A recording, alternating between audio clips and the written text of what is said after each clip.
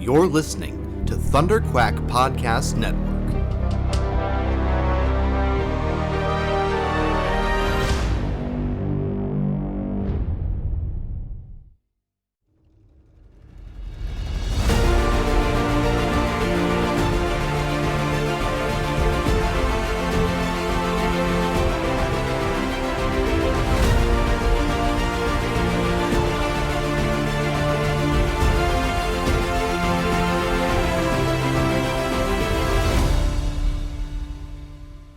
Hello and welcome back to ThunderQuack Perfect 10. I am your host, Michael Cohen. This is going to be a very short intro because, as you might be able to tell from my voice, I am just getting over a chest cold, and today is actually the first day that I've actually been able to speak properly. So I'm just recording this intro, and I just popping in to say. Obviously, thank you guys for listening, and I'm really excited about this one. This one came together real quick. The scheduling and stuff has been difficult as always. This is the thing about having guests on a show, having a show that relies on having guests, I should say, is that I like sometimes the schedules don't go the way that you want them to, and people get busy. But thankfully, I've got awesome friends like Marty, who can jump in at a moment's notice and just talk with me for basically an hour and a half about Terminator 2. Just there it is. This is a great one. This is a really great conversation that we had about Terminator 2 and the whole Terminator franchise.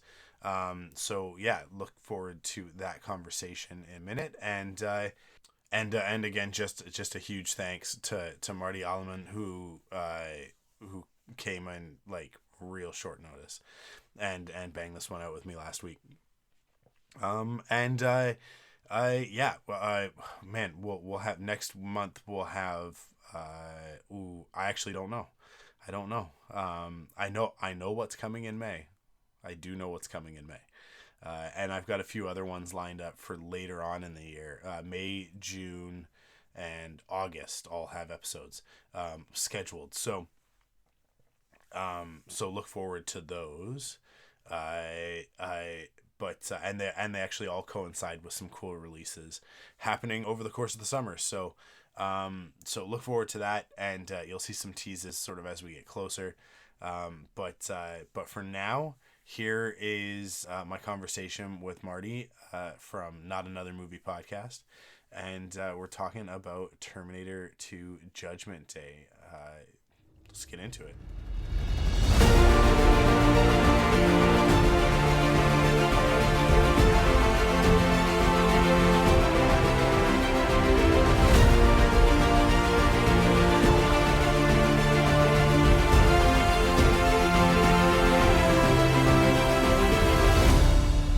Okay, here we are. Let's get into Terminator 2 Judgment Day. Really excited to talk about this one. We're on our second James Cameron movie, and we haven't even covered a Lucas or a Spielberg yet, which I think is a little bit ridiculous. When I started this podcast, that was not the expectation. But it's not my choice. It's the choice of the guest. That's one of the wonderful surprises that I get whenever I do this podcast. And on this episode, I've got, one of my favorite people.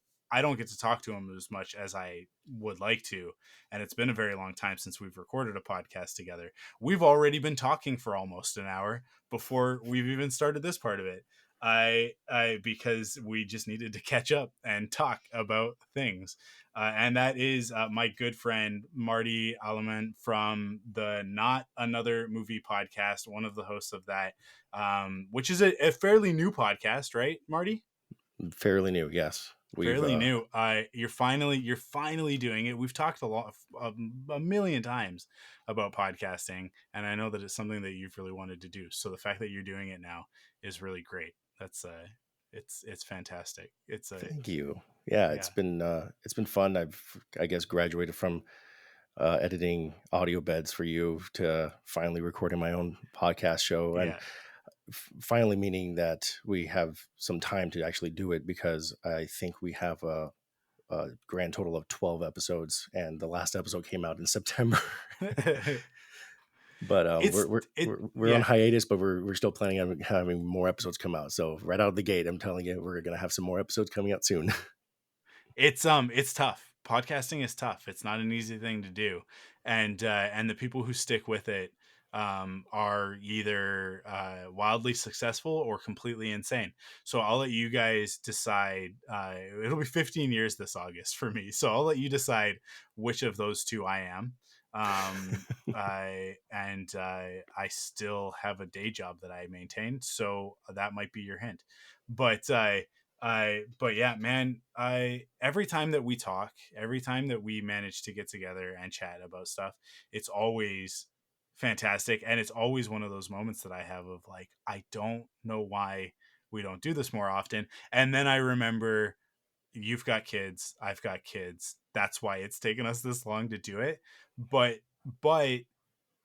we've always stayed connected. And for those who don't know, if you don't listen to any of the Star Wars podcasts, Marty has done a lot of awesome stuff for us over the years.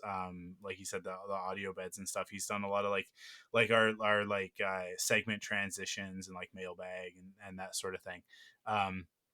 So his voice might be a little bit familiar if you've been listening to, if you listened to Frontlines back in the day, or if you listen to Rebel Cells, you may have heard him from time to time. We changed the format up, and so we're not really using the audio transitions this season, but because we're not doing the recap as it was, and really not doing mailbag either. So or we're not doing mailbag at all. That's okay. I have no time to record any new ones anyway. Yeah, people would have to email us in order for us to do a mailbag, and I just don't think that that's how podcasts work that often anymore. I don't know. I don't hear a lot of mailbags on the podcast that I listen to either. So, anyways, it's good that we were able to, on incredibly short notice, put this one together. And so I just watched, like, literally 15 minutes after we were supposed to start recording, I was still finishing rewatching Terminator 2 Judgment Day. Because this came together basically, like, I don't know, when did I message you? Like on the weekend? Like on I think about Saturday? 36 hours ago. Yeah, and it was like, yeah, let's do it Monday. But here's the thing. This one's a no-brainer, guys. This one's, of all of the stuff that we've covered so far, because what have we done? Ghostbusters is also a no-brainer. Me and Joe talking about Totally. Ghostbusters made perfect sense. That's why it's the first episode. Tyler bringing the Transformers the movie, the soundtrack was a great curveball right for the second episode. That was a fun one. Then we get into some weirder stuff. We get into why can't I? Lore Olympus with Marie Claire on the third episode, and then we did A Knight's Tale with Ty, and then did I miss a month? I feel like I missed a month, and then we came back with Avatar with Danielle. Is there an episode in there that I'm forgetting? I remember most recently you did Scott Pilgrim.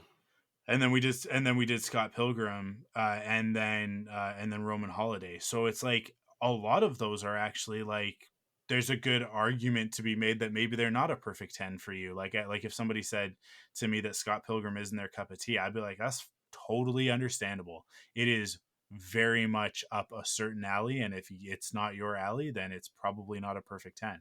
But here we are, and we're going to talk about Terminator 2 Judgment Day, inarguably the best Terminator movie, and Terminator, arguably one of the better franchises out there, right? Like, mileage varies, but we'll get into that. Yes. Before we get too far down this road, can you humor me and explain to the audience, for those who maybe they're subscribed to the podcast feed and they have never heard of Terminator, they've never seen a Terminator, they don't even know that Arnold Schwarzenegger is the lead. Can you tell me, what is Terminator 2,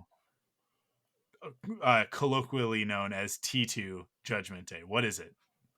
Well, T2 Judgment Day is a sequel to the 1984 film The Terminator, also directed by James Cameron and starring Arnold Schwarzenegger, Linda Hamilton, Michael Biehn in that film. And it is the story of a robot that comes in, or a killer cyborg, I should say, that comes in from the future and needs to murder the mother of the leader of the resistance against the machines in the first film.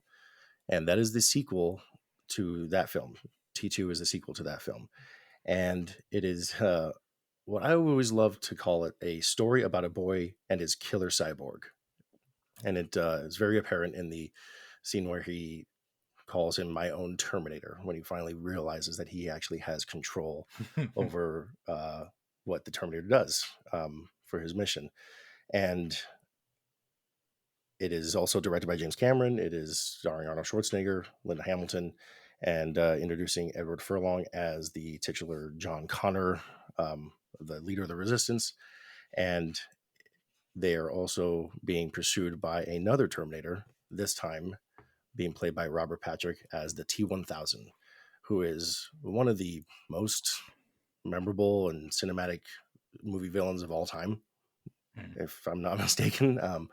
Yeah. So I think, so that's the thing about the Terminator movies, is that the plot is very much just pretty bare Yeah. bones and straight to the point. It's almost the reason why this movie resonates so well with me, I guess I should say, is that it is just a 10 out of 10 in terms of how to execute a story of this nature. Would you agree?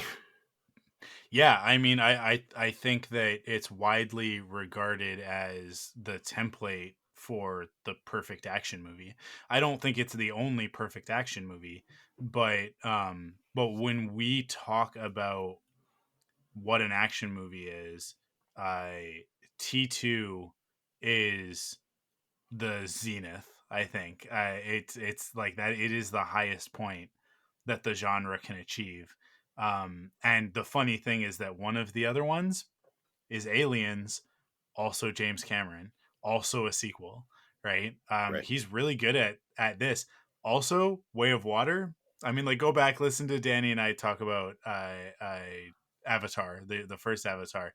Way of Water, I think, is a better movie than the first Avatar, because we don't have to establish very much. We don't have to waste our time in exposition, and we've got more budget this time around. And I think like that is the key with these James Cameron sequels, is that, you know, like I mean, Alien wasn't his, that's Ridley Scott, but coming in and doing Aliens, you know, we've established what the xenomorph is, we've established the chest burster, we've established the aesthetic, the Geiger stuff, all of this. We're just going to crank it up to 11, right?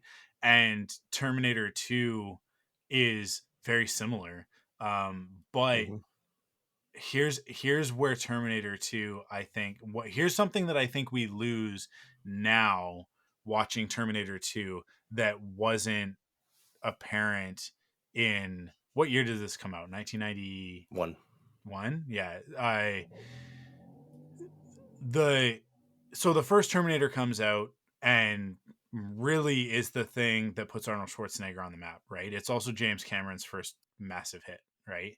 And actually, I think the first Terminator didn't make that much money. It was sort of one of those like home video, like it picked up steam afterwards and became well regarded, even more well regarded. I don't think it was a failure, but it wasn't like a smash hit blockbuster, if I recall. Like and that's where T2, like T2 was the biggest movie of the year, I think, in 1991. So, that first movie spends a lot of time establishing what are the Terminators, what's this time travel stuff, all of that. And it's really Michael Biehn and Linda Hamilton's movie. Mm-hmm. Arnold is just this iconic villain in the first movie, right? Where we exist now in pop culture, we don't think of Arnold's Terminator as the bad guy. But in Right. 1991, when this movie was coming out, that was the case, right? Mm-hmm. I'd have to go back. I wanted to go back and watch a trailer or two and see how they like how did they market They the spoil it. movie. Do they spoil it? Yeah, that's what I thought. So like I know exactly where you're going with this. Where Yeah. it's if you were to watch this film without the knowledge of who is going to protect John, you could argue that it could be the T-1000, not knowing what that T-1000 is. You see a dude in a cop. It's unclear at the beginning of this movie Right. whether or not they're both there. I mean, like, I think that's actually probably more than if it weren't for the voiceover telling us that like, oh, they've sent back someone to protect John again, and like, because the machines are sending somebody back to kill him. So they've sent back another guardian, right? Like, which is the plot of the first movie. If you didn't have that voiceover, you'd spend this first chunk of the movie going like, are they both trying to kill him? Like, did they send back 2 Terminators? Is that why it's T2? Right? Because it's so unclear up until the moment that the Arnold Terminator saves John, that's what he's there for. Right. And then all of a sudden it turns. And so I was just kind of like to watch it now with that perspective of trying to like really hone in on like, okay, what was Cameron doing with these 2 characters? And I love the way this all brings me around to the thing I think that defines this one as better than the first. And that's Robert Patrick, because James Cameron has talked a lot about it. Even at the time he talked about it, the idea that he made the T-1000 a cop because police are this, they're a symbol, right? And the way that everybody just instantly trusts him, that's why he takes the form of the police officer, because it's this thing it's this institution that we all, we're supposed to feel safe. We're supposed to trust. But then there's this corruption from within that we should actually all be afraid of, right? We shouldn't give that so much power. We shouldn't lend that so much allegiance, basically, because that power will be turned against us. And Cameron he said stuff like this back in the early 90s, which it's so funny because it's such a talking point now. Post Black Lives Matter and ACAB and all of that sort of stuff, these ideas are much more prevalent now. But actually, like, at the time, like, you have to sort of put this into perspective of like where we're at politically and just sort of like the conversation and stuff, that like around policing and that sort of thing back in the early 90s. It was actually very similar, so it's almost cyclical. We kind of forget that, right? It was like, I think right before Rodney King out in LA. Exactly. It is, so right? So crazy. like you can tell, like, because then there's also movies like Do the Right Thing, and like there's a few stories in this time period that I would even like go like Predator 2 even has a little bit of it in there. For sure. It was an undercurrent in the conversation of like, should we trust the police, right? RoboCop also goes there, right? And I mean, RoboCop being earlier than this movie, but another perfect 10, by the way. The first RoboCop, come on, we'll get there eventually, but don't worry about it. But the remake, one of my perfect 10s, but I don't think that everybody's going to agree with me on that one. But I love really that. Look, dude, you put Joel Kinnaman in something and it's already an 8, like, okay, flat out. You know, I'll take. You're not wrong. I will take anything that man does. I love him so much. But this is not an episode about Joel Kinnaman. Perfect 10. Joel Kinnaman, perfect 10 actor. I don't know how he is as a human being. I assume he's a pretty cool guy to hang out with. But I don't know. Maybe he's got some political opinions that we don't want to hear about. So maybe he should just stay where he is. But because he's a rough and tumble man's man, right? So right. It could go either way. You could end up with an Anson Mount. You could end up with any of the other ones. But because Anson Mount's great. He's a fantastic human being. But anyways, Joel Kinnaman, actor, 10 out of 10, perfect 10. I've only seen the remake once, so that was kind of enough for me. But I like it. I like it quite a bit. But coming back into all of this, so what were we talking about? We're talking about the cops, and we're talking about T-1000. T-1000 and Robert Patrick. Dude comes in and just like gets it, nails the assignment 110%, right? and by the time at the point when it turns and we realize fully that like, oh, this is the bad guy, the T-1000 is the bad guy, and Arnold's the good guy. It just like he just cranks it up. He just cranks it up, and this character is just so menacing. He is so, and it's just like this idea that he can't stop, he will not stop, and you like it's just impossible. Like he is he's the Relentless. unstoppable force, and Arnold is the immovable object, right? Yeah. Like we are just waiting for the inevitability of their collision. Which happens quite a And bit. Yeah. and it happens, yeah, it happens several times in the movie, and every time it does, it's quite explosive. Yeah, it's great. I Yeah, and then to flip that, I think that Robert Patrick coming in and giving the performance that he does, and I think also James Cameron's writing in this one, right? Like the and I don't, did he write it by himself, or There were there was other another writers? gentleman Yeah, involved. He his name is William Wisher. yeah, And I looked him up right before the recording, and not much. He's got a lot of based on the characters from T2 credits. gotcha. But yeah, the T1000, relentless. What I've loved about him, just kind of piggyback Yeah. off of you for a second. What I loved about him is that he was such a charismatic presence, especially in those early scenes where he could be, again, is he the human going to protect John? Is he a Terminator? This is definitely an upgraded model. He's not, the robotic presence that was the T-800, which is Arnold's character. No, he knows how to smile. He knows how to speak to people, ask about pictures. He doesn't just murder everyone. Have you seen this boy? No. Okay, boom. He's not that type of character. No, Yeah. he personifies that level of care and like security that a policeman should and would have. Um, One little tidbit that I learned also was that he learned how to run without breathing through his mouth, so he could look like a robot.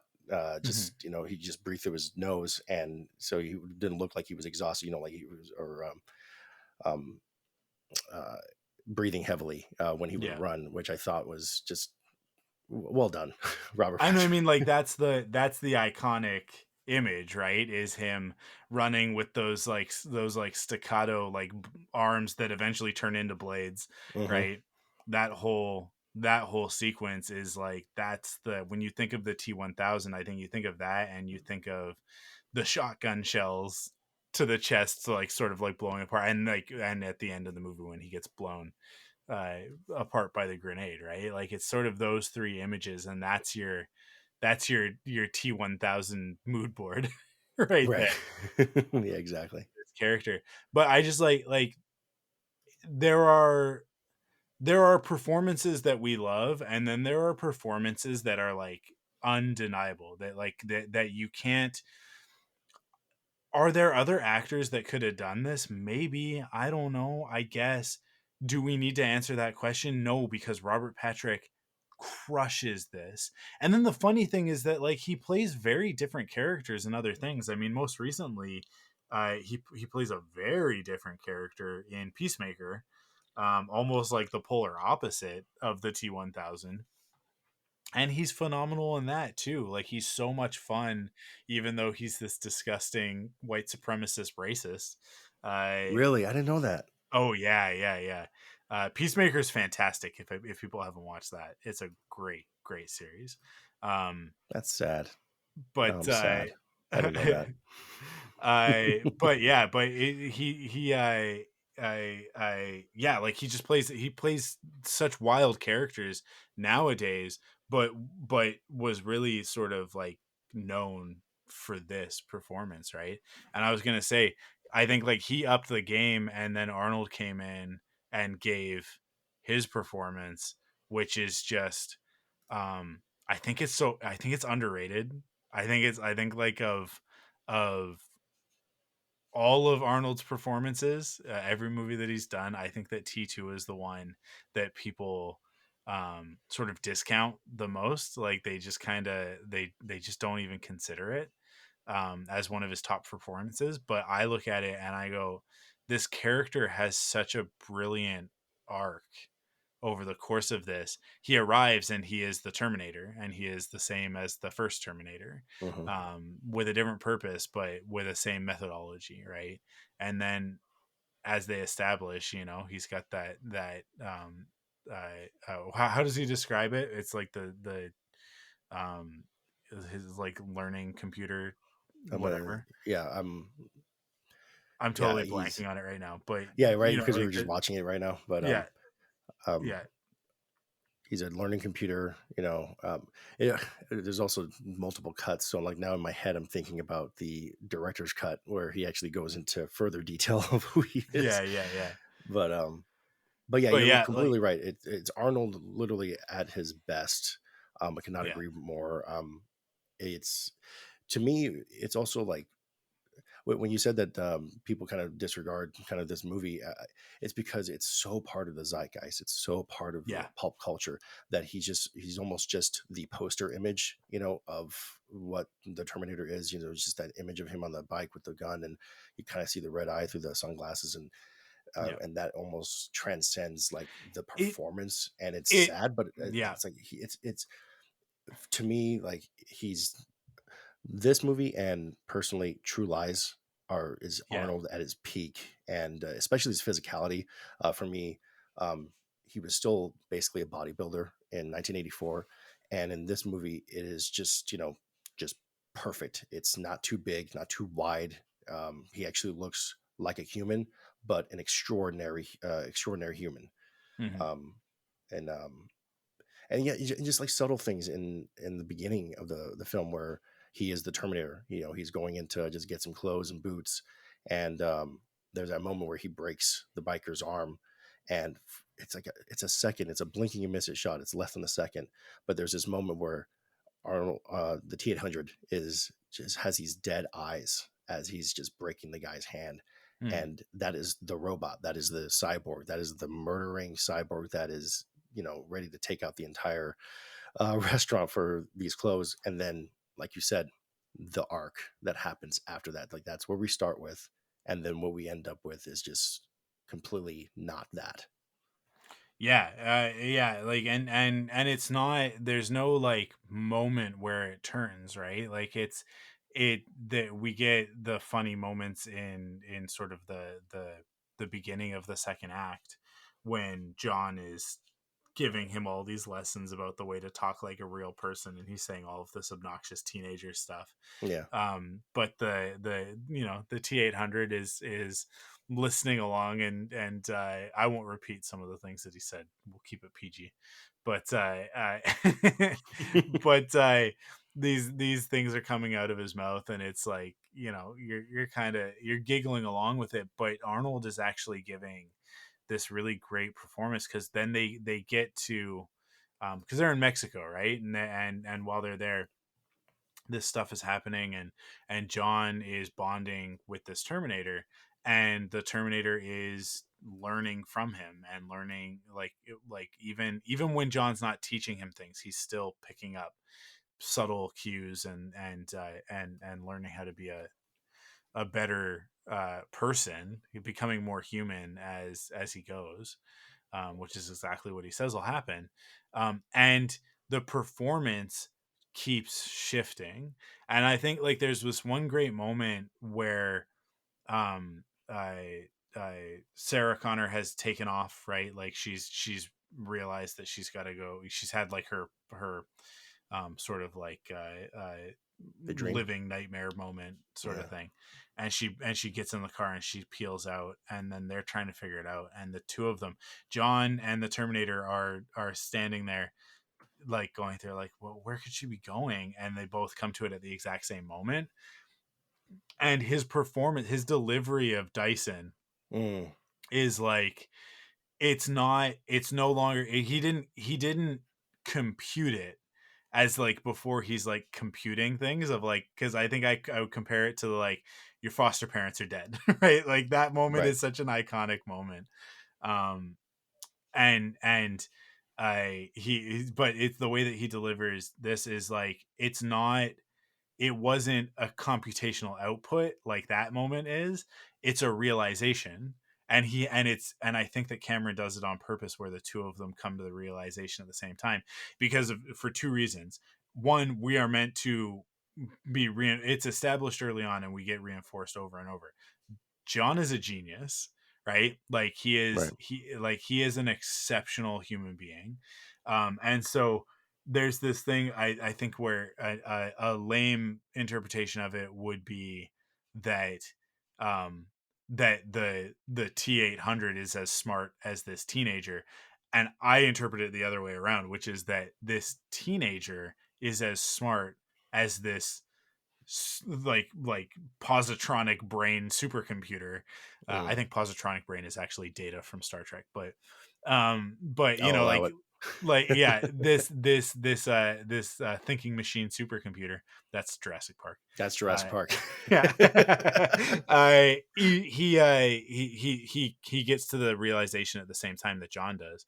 But it's also this moment where they're kind of meeting in the middle. And then we get to the stuff with Dyson, and by Mm. the time that we get to Dyson, the T-800 has made a transition from machine into humanity, right? He is at the same time that he is still stoic, and you know, Arnold's still giving the very like not flat performance, but there's an empathy that starts coming through.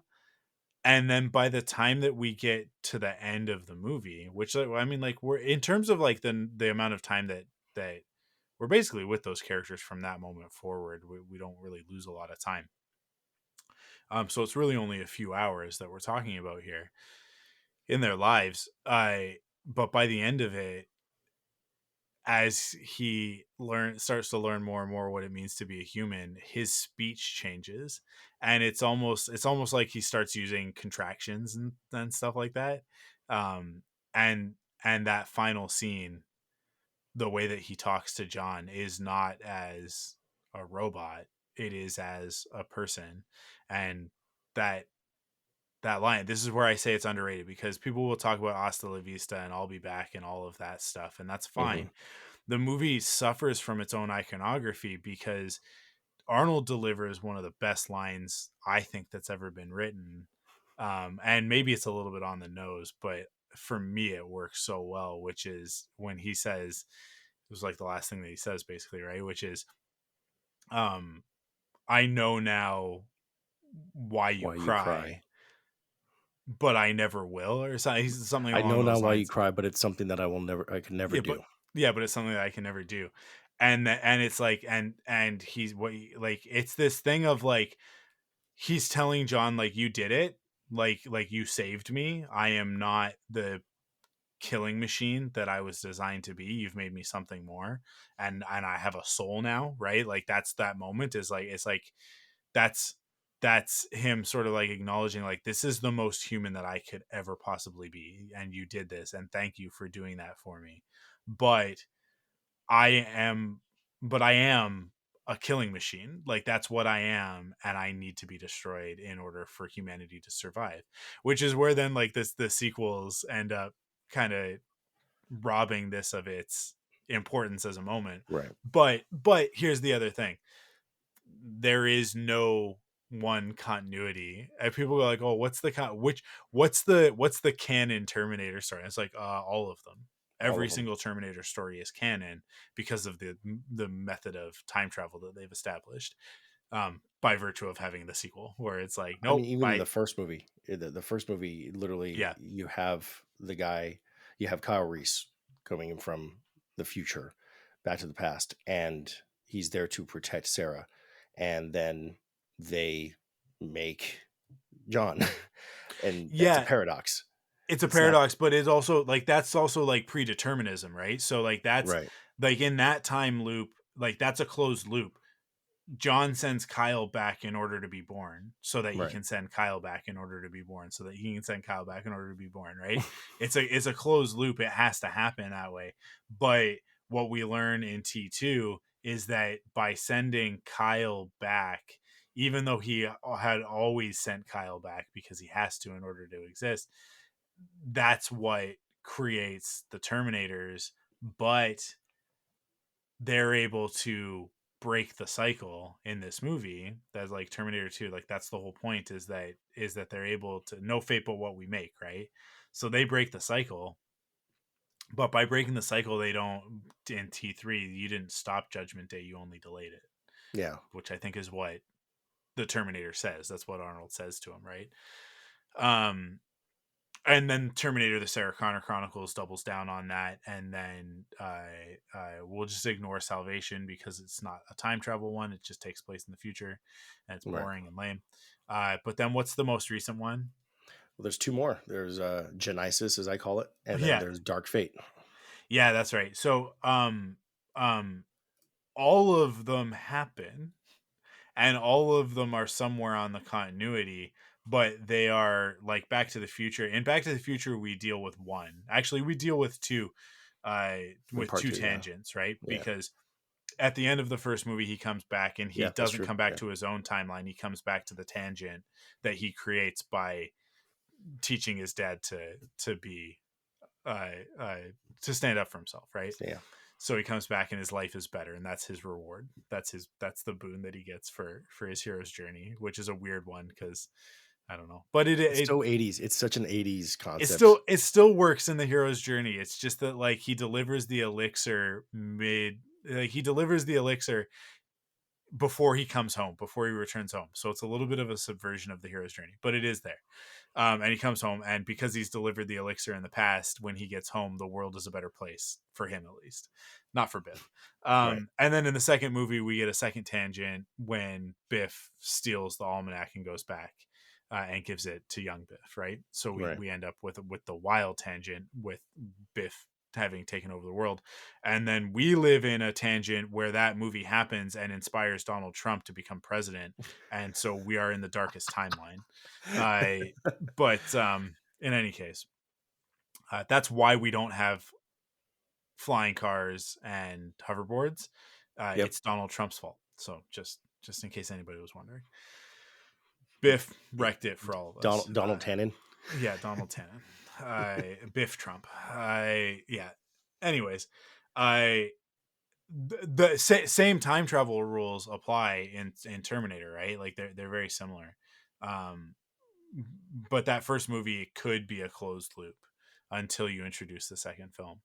And really, the second film, it's unclear because we don't make it to 1997 in the second film. We think that we've done it, but then you can't stop Judgment Day, you can only delay it, right? And then Sarah Connor Chronicles never got to finish, so we don't know how that would have ended. I never actually watched Sarah Connor Chronicles, but it's on Hulu, so I'm actually just kind of talking to you about this. I kind of want to get into it. Sarah Connor Chronicles is fantastic. Man, yeah, that's a good show. That's one of my favorite shows of the last, I don't know, now at this point we're talking about 15 years, 20 years. Yeah, I don't remember when it came out. Lena Headey or Headey. Yeah, so good. Pre Game of Thrones, Lena Headey. Yeah, so going into Game of Thrones, I was like, I know who that is. Which I think most people were introduced to her there. Real fast, because we kind of just kind of tangent off to the sequels and everything. I've always felt the sequels had a complete missed opportunity, and I've actually during the pandemic when I had nothing to do, I got with a friend of mine and started conceptualizing like my version of a Terminator sequel, and it would have been probably like in a comic book or whatnot, and then I think it was I had the unfortunate timing of starting this project about a month before my second daughter was born. So, but I've always, that being said, my idea has always been that the sequel to T2, the proper sequel, wouldn't have followed John so much, wouldn't have even followed Sarah. It would have followed a character that we barely get a glimpse of in this film, and it's Danny Dyson, his Mm-hmm. son. And I still think that there's room for that, because I've always thought that when it comes to that character, I mean, think about this. After witnessing an attempt on his father's life by this like mysterious woman, this boy's world is turned literally upside down when his father just leaves him that night with the same people and her quote unquote family, and he just never returns. Like, there's a Yeah. nugget of a story right there that could be just, you could just, it's ripe for the picking. Um, but anyway, it's I'm trying to remember, because I think maybe Danny does come into play in Sarah Connor Chronicles. does he? Yeah, I think there's something, there is a story somewhere where Danny is like, because that's not the, not to take anything away from it, because I think that's a genius idea, but I don't think that's the first time that I've heard that idea of That's good. yeah, let's go with this, because like T3 and Dark Fate both play with the idea of like, there are other people that are influential to the resistance, and at a certain point the machines get tired of trying to kill John and try and kill these other people, right? Right. But then it always ends up intersecting. I mean, like Dark Fate, spoilers for Dark Fate if you haven't seen it, Dude.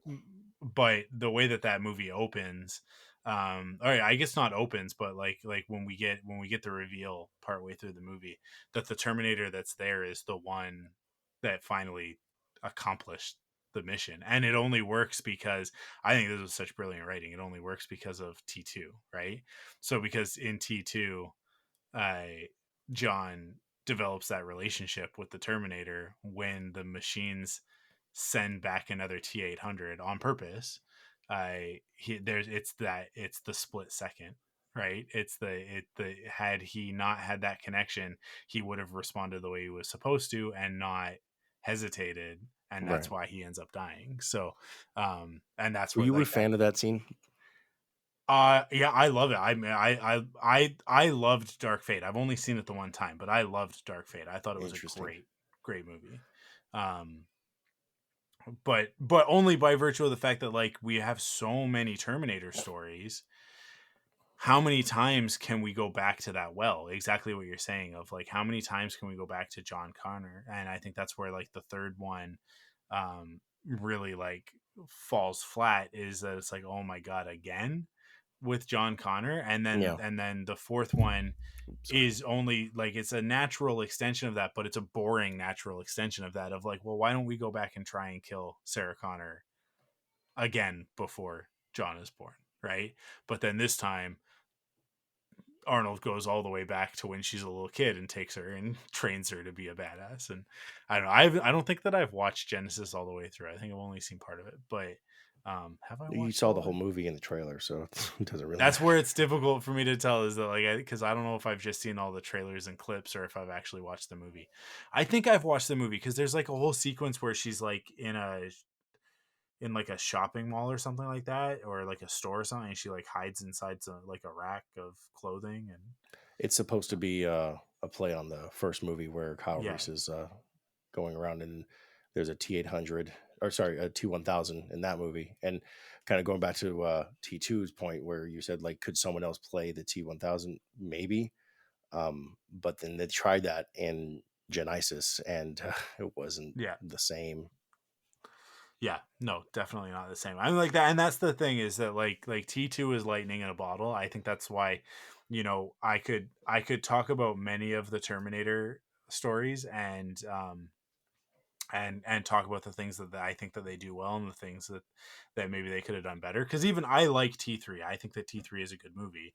I just think that it's like it's living up to an unrealistic expectation, because T2 is so good.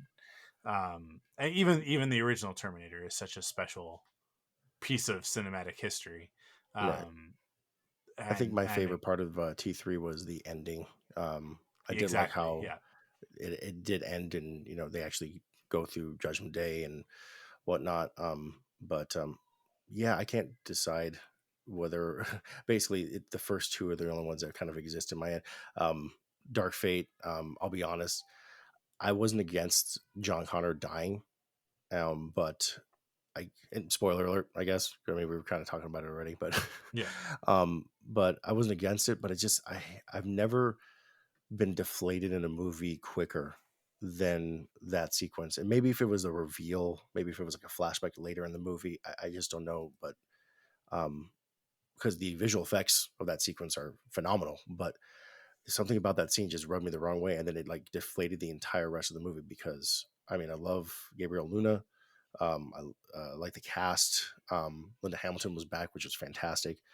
And Arnold actually was great in that movie too, but it's just that the first 3 minutes just lost me. Yeah, so But it is the opening of the movie, right? it is. I see. For me, I think like that's exactly it. Like that's where that mileage is going to vary. I think by virtue of the fact that I watched Sarah Connor Chronicles, and enjoyed it so much, but it is another John Connor story, right? Um, when I sat down to watch Dark Fate and that movie opens and it's like, oh, we're gonna do something completely different this time around. I Right. was like, okay, like I was bought in. Like I was like, let's go. Let's see where this timeline takes us. But I think that I also have the perspective on the Terminator franchise of like it doesn't matter because people will be like, oh, Terminator Sarah Connor Chronicles. The whole point was that they wanted to retcon T3 because T3 everybody hates. And I'm like, well, I don't hate T3, but here's the thing. Uh Sarah Connor Chronicles only happens because of T3, right? Like T3 Mm, has to happen in order for Sarah Connor Chronicles to happen. It is part of the canon. And it's like that's where it's like the canon timeline of this franchise is that they're loops, right? They're all these like loops backwards, but they're always these loops backwards that continue forward, which is why John is almost always older, except like, but then they break that with Sarah Connor Chronicles of like, oh, so we're gonna go back to when, not to when he was a teenager, like a young teenager, but when he's like an older teenager, um, and tell the story at that point. And we're gonna go through all this other stuff, and we're gonna go down this pathway with the characters, and then oh well, Dark Fate's gonna do it in this completely other way, which is gonna change the timeline entirely. So I don't know. I like that time travel aspect of it, which isn't necessarily. I mean, it's obviously core to Terminator, right. but it's also, I think, the thing that people care about the least is the time travel. I think that mostly people care about Arnold and the explosions.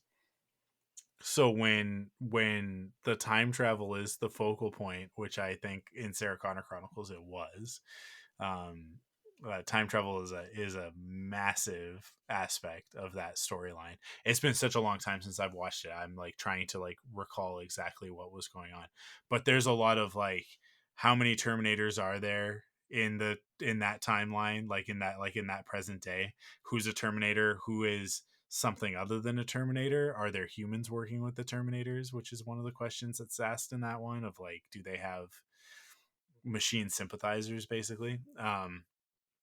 Yeah, that show gets wild with the mythos of Terminator, and it's such a bummer that it ended It just ends at without an season 2. ending. Yeah, like I mean, like Oh to no. spoil Sarah Connor Chronicles, because I think that like it by spoiling it, I will deflate the gut punch that it is when you get to it. The end of the series is young John Connor ending up in the future, and so you're like, oh my god, let's go with this storyline. There's a lot of things that lead to that point, but we've never had time travel in that direction before in the Terminator franchise, right? So, Right. um, but that's what Sarah Connor Chronicles did differently, is that like there was communication from the past to the future, Hmm. and so like there was stuff, because it's ongoing, because it was a TV series instead of a movie, right? So they had the ability to play with that of like, oh, there's stuff still happening. It's not a one shot plan, right? But that things can be adjusted and more stuff can happen. But And we actually get explanations for why they can't just like send back an army of Terminators to to destroy everybody before the Terminators are even created, right? Right. Like to stop. It's like there are explanations of like the amount of power that it takes in order to, you know, send somebody back and all of that sort of thing. So yeah, it is a very good show, and me giving away that spoiler I don't think takes away anything, because it is very much about the journey. And Summer Glau is fantastic. She's a great Terminator as well. um but yeah, Nice. Yeah. I Might check it out when I have just time by myself. It's just yeah. is it okay to like watch like on the computer while you're like working, or just kind of Oh, watch? for sure. Yeah, yeah, Okay. yeah. This is not like the time period that Sarah Connor Chronicles is from. It's like at, you know, like we're talking about uh when Lost was on TV, right? Right. So Okay. we're just at the beginning of that whole like I oh, you better be taking notes for this mythology. And Sarah Connor Chronicles, although it's like there's a lot going on there, um it is very much like, oh, how are we going to make it through whatever's happening this week? um Like it's Smallville a little bit, maybe. not quite to that extent. Like it's somewhere in the middle of those things, but Okay. it's not like an 8 episode um you know, series like a Last of Us or something like that, where it's like this very tight story. It's like, no, no, no, you can be doing other stuff. There's like some teen drama going on in this one. There's yeah, it's it is what it is. It's a product of its time, but I really liked it at the time. Bear McCreary does the soundtrack, and it just like it Oh, nice. crushes it. He destroys with Great composer. Yeah. those Terminator music stings. Like, just they always come in at exactly the right place. Yeah, yeah, he takes that score and just like elevates it. Bear McCreary's so good. He's there. That's another one of those things. Bear McCreary, I think, is very underrated. Um, Not by people who know him. If you know the name Bear McCreary and you know who I'm talking about, you're like, yeah, he's done some killer soundtracks. He's done some killer scores. But his name is not as well known as like a John Williams or a Hans Zimmer or Right. whatnot. No, he's a great composer. I love. I'm not a big fan of the overall show, but The Walking Dead. I mean, that theme right there. Yeah, yeah, It's great. yeah. No, he's done some really good stuff. You I know, since we're talking about score, let's Yeah, mention Brad Fiedel. I mean, he came up with the original Terminator theme in that, again, 1984 film. But like you mentioned, bigger budget, um, fantastic score in this film. Just mhm. fantastic. And it's just like the T800 and the T1000. It's a relentless score. It's in some cases, it's very robotic. But then when they go to Mexico and in that desert, it's beautiful. Just the acoustic guitar that they use. It's a great underrated score. And in the terms of, you know, besides just listening to the Terminator theme, Yeah. overall the score is fantastic. Yeah, you kind of got the two themes, right? Because you've got the I thing that I think that most people go to immediately, which is like the dun dun dun dun dun, like Hmm. that theme, which is great, and I love the way that it opens the movie. The place where this movie takes the Terminator theme and like just elevates it so much is in those final moments, when you get that more soaring theme, Mm. like the dun-dun-dun-dun-dun, like that stuff, and it's like there's the hopeful aspect of it that which is, I think, more less that the dun dun dun, like that's the Terminator's theme, and then the other Mm. one is like John Connor's theme, right? Yeah, it's And it's like it, the Connors theme, the Hope yeah, theme. yeah, It's as soon as she pushes the button and starts lowering him, yeah. it's so perfect. It's a beautiful piece of music, and it just like it's one of those ones that stays with you for sure. Um, and also, I mean, like just like because it's associated with the content, I think that brings it up even more. But yeah, um, I we've talked about a lot of the Terminator franchise overall and everything, but what we actually haven't gotten to, because we've been talking sort of all over the place, we Right. actually haven't gotten to your own. So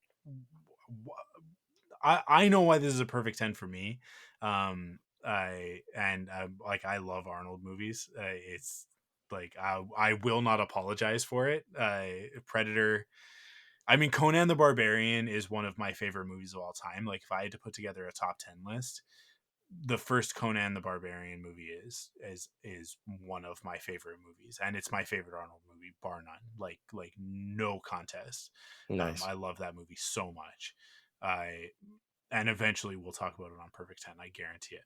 But I have to find the right person to talk about it with, because it's not everybody's cup of tea. It's a very specific type of movie. But just the Terminator franchise in general is such a an important franchise to me. But I want to know from you, like, what makes this a perfect 10 for you personally? What's your connection to it? Well, my connection is obviously buckets of nostalgia. Yeah. It came out in 1991. I was four going on five. Um, so I was not of appropriate age to go to the theater. However, you would know this as well. There was a ton of toys, a ton of action figures, a ton of toys for this rated R movie. Yeah. And it was Hilarious. a beautiful time in history of being a kid. And so it was inescapable to just not see this movie once it finally came out on VHS. And that's how I first saw it. It was a VHS, pan and scan, 4x3, on a TV. And Yeah. my it didn't detract from how wonderful it was. I still remember, kind of going way back, that in the first VHS that came out, there was trailers, because VHS has had previews before the actual feature came on. And not only was there a Basic Instinct trailer that was, again, not appropriate, but there was also, I always remember, a George Bush PSA about don't not doing drugs. And it was just like, oh, this is what we're. And then, kind of going back to that time too, again, my parents were pretty liberal when it came to just what kind of content I would ingest. And around that time, I would consider George Bush Senior, the guy that was the president in Naked Gun 2.5. Because I would see that movie a lot. So kind of a weird marriage of those two movies in my head. But yeah, going back to Terminator 2, it was just you're seeing this kind of, again, the story about a boy and his killer cyborg. And it was like what Robin was to Batman, what they thought, the kids wanted to, have in the comics back in the day. Like, they wanted to have a kid with the protector, if you will. And I identified with John. It was a great lead into just this movie. But then what made it a classic was the fact that it was Terminator 2, the movie that in so many ways was the kind of a major point in visual effects when it comes to the history of cinema, where we had in, like, we obviously we had Star Wars, but when it comes to practical effects, like, because this movie gets a lot of praise for its revolutionary effects in visual effects with CGI, with obviously the T-1000, but the majority of the visual effects in this film were actually special effects. They were puppetry, and like most of the stuff where he's getting hit in the T-1000 is getting hit in the chest, or his head's getting split apart, and those are practical puppetry special effects. It's when he's going through the bars and when his head is coming back together from a shotgun blast, that's where the visual effects come in. And this is just, again, another kind of benchmark in just film visual effects history, because if you don't have this, then you don't have Jurassic Park. If you don't have Jurassic Park, then you don't have Star Wars, the prequels and the Rings, and basically basically everything else after that. So I think, with all that to say, like, it was just buckets of nostalgia, and just the fact that it was actually a great movie. Like, I always go back to this where, side tangent, my first cinematic experience that I ever saw a movie in the theater was the original Teenage Mutant Ninja Turtles movie. So it could have been, uh, what was it, the movie you said earlier, Carnosaur? Yeah. It could have been Carnosaur. It could have been Cop and a Half, which I I have a funny memory with Cop and a Half too, that relates to Ninja Turtles. Um, there was a double feature of that movie of Ninja Turtles, Turtles in Time, and Cop and a Half that I went to go. But again, going back to the point with Terminator, is that it just happened to be one of those movies that it was just the perfect time for when I grew up, and one of those movies that you're kind of not supposed to watch, but then you still watched. And Yeah. and the Judgment Day scene, as effective as it is, watching it as an adult, I don't think it affected me that much as a kid. How did that scene affect you? Because I'm sure you watched it, when you were young too, right? Yeah, well, you know what? Actually, the first time that I watched Terminator 2, I probably would have been closer to like 10 or 11, Okay. a little bit older. I The marketing of Terminator at one point pitted him against RoboCop, and Or the video as game. Yeah. in the video game, right? And as we were wont to do in the early 90s, if you put a versus on it, then you had to pick a side. Are you a Nintendo kid or are you a Genesis kid, right? Like, you like Mario or Sonic? Because you got to pick. You can't like both. Right. And so it was like, you got to like RoboCop or you got to like the Terminator. And I was like, well, the Terminator is a bad guy and RoboCop is awesome. RoboCop has a jetpack. Like, what are you talking about? His gun comes out of his leg. Like, I don't understand why this is even a contest. RoboCop is the guy. So when I was young, I was a RoboCop stan and didn't care for Terminator as much. So I never really watched it. Like in 1991, I would have been 6, and I so definitely too young for Terminator 2, but definitely also like intensely aware because of the fact that, like, along with RoboCop, along with Gremlins, along with like a million other things, they marketed the hell out of this stuff to kids. Even though the movie, it wasn't appropriate, they were like, here are the toys, and we bought them, right? So like, I was fully aware of RoboCop. I was full or of Terminator, but I was more on the RoboCop side of things. So it And wasn't real until I fast, was you actually watched RoboCop when you were that young too, right? um not the so yes, Because TV that's a edits. Paul Verhoeven film. That's Yeah, that's way intense. but TV edits, right? Because we're talking Oh, about the time when, yeah, like, an R-rated movie would play on a Saturday afternoon, but it would be the TV edited version, and the TV edited version would basically not show any of that stuff. There were no swear words in it.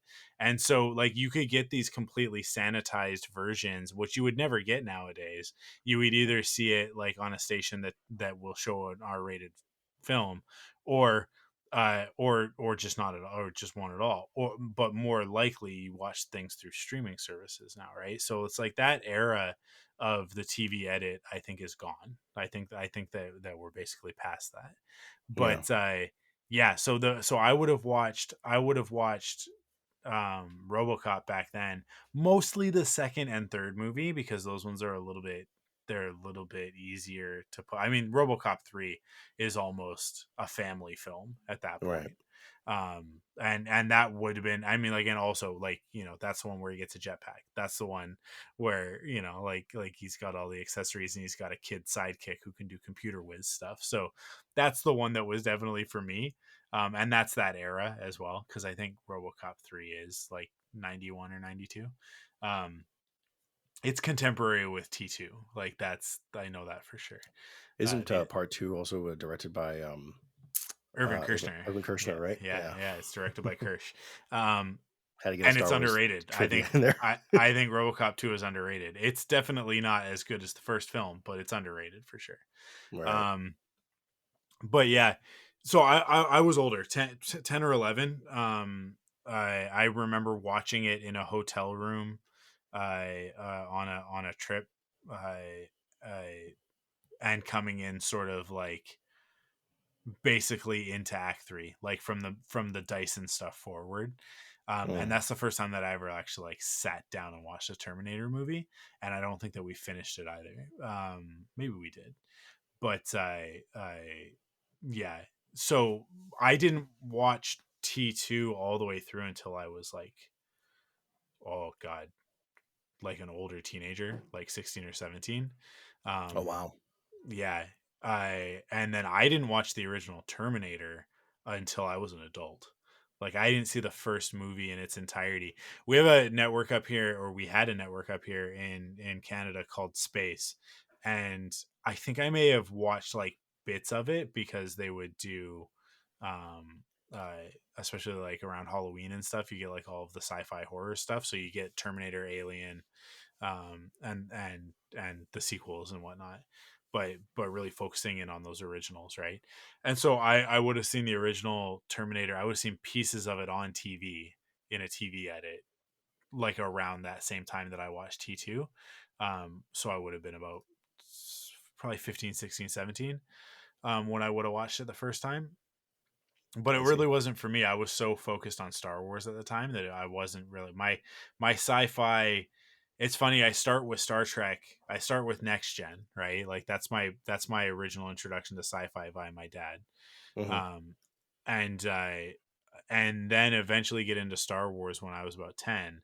And then Star Wars was the only thing that I cared about, except for like a couple of random things here and there, like there was a show called Total Recall, 2049, I think, which was actually more of it had the title of Total Recall, but it was actually more of a Blade Runner show, um, Mm. which I got Vaguely heavy remember that. into. Yeah, it was great. And then the Dune miniseries, when that was on, when that was, it would have been on Sci-Fi for you guys, but it was on Space for us. I Oh, I remember never when that saw was that. airing, No. and I was big into that around that same era. But it wouldn't be until I was older, until film school, and really after film school even, where I expanded my horizons and started getting into more of that classic 80s and 90s sci-fi. I really had when I was a teenager, I really thought the 80s were dumb. I don't know what it was. I don't know why I got on that, but I really thought that anything from the 80s other than Star Wars and The Last Starfighter was dumb. It wasn't worth it. And Back to the Future. And I Indiana Jones. Indiana Jones I never considered part of the 80s. It's funny because they're period movies, right? I see what you're talking about. Yeah. So they never felt like 80s movies to me. They always felt like they were just of the time that they were from, that the movies take place, right? So it was always a funny thing where those movies, like it wasn't until I was much older that I was able to go back and watch something from 1984, like Terminator or Tron, or what have you, and actually appreciate it for what it is. Mm. And now obviously, like as an adult, like as a 37-year-old man, I look at it and go like, ridiculous, these are some of the best movies that have ever been made. Like that's such a golden era of genre filmmaking, right? It's like I we wouldn't have the MCU today if not for so many of those things back then. That's when the sequel Totally. became a sequel, right? With Empire and with RoboCop and Terminator and all of that stuff, like the 80s leading into the 90s. That's how we end up where we are now. So how can I not appreciate it? But yeah, at the time I was a 90s kid, and so if it was from the 90s it was cool, but if it was from the 80s it was lame. It was too old. I, And the I effects are vaguely had so those. lame, so I bad. vaguely had those thoughts too. Again, like there was always the exceptions, but then like overall, Yeah. like I wasn't a big fan of like heavily synth scores, and Yeah. but then Same. but then now, I mean, that's all I care about. Like Mark Mothersbaugh does Thor Ragnarok. I'm like, this Yeah. is an amazing score. Well, and bringing up Blade Runner, right, and going Mm, into yes. that, and it's like there are so many cuts of that. If you try and show me a cut that doesn't have the synth score, I will walk out. that like that movie is so much better with the synth score, which I think like the final cut, that's like the one of the biggest things I think is that they bring the synth score back in with all of the other changes. But yeah, like that's like synth. Now I look at it and it's like, come on, man, like this is it's so evocative. And when it gets used in modern films now, it's always like, I love it, because if it's going to get brought, when it's done well, I mean, sometimes it gets done and it's done poorly, but when it gets done well, like you say, like Thor Ragnarok, it's like, come on, like I think this is the vibe. I think some of the best it's actually been is in Stranger Things, actually. Yeah, Stranger Things nails it, right? Yeah, so I don't know. I mean, I think we did it. I think we've talked about. We could talk about a million things, right? As has been evidenced by this. It's funny, Scott Pilgrim. We had the same sort of thing with that episode with me and Steve.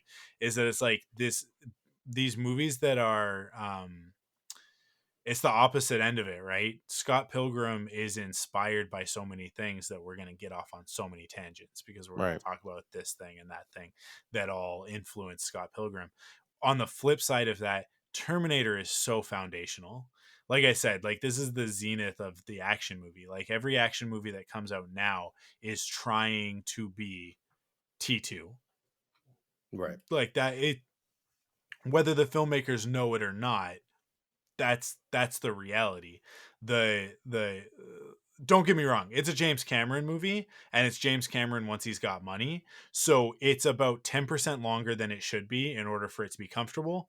But at the same time, what are you going to cut? What do you cut from this movie? You can't cut anything from this movie to make it shorter without losing something important, without losing part They of what actually makes it did, special. and they actually did in the director's cut. There's a couple scenes that don't need to be in there, but overall, there's some scenes in there that I'm like, put them back in. I want to see that. I want to see more of this movie. Yeah. I think because of the nature of it being the relationship between John and this Terminator, we need those quiet moments. We need that length. We need it to be that. If anything, it's the action sequences that maybe go on for a little bit too long. True. Yeah, especially It's near like, the end. how many times do we need to see a semi truck barrel into something? We get it. Semi trucks are big and explosions are cool, and nothing stops the T-1000. He'll just walk out of the fire, Um, but at the same time, yeah, it's that the first half of the final truck sequence doesn't need to happen. The truck and helicopter thing, I think, is probably where it's like, this is a little bit, it goes a little bit long. But yeah, Yeah, I can't you argue need with that it either. story wise. You need it to get from one to the other. Yeah, she needs to And get also, shot and whatnot. yeah, yeah. Also, it is an action movie, so like that's what we're here for, right?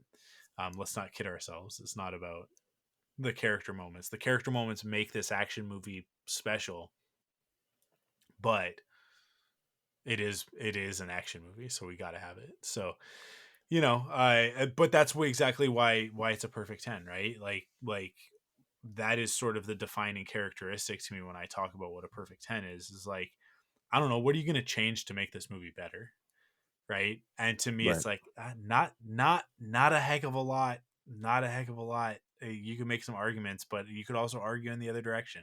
So yeah, like it's fantastic. So I think that brings us to a close on talking about Terminator 2 Judgment Day.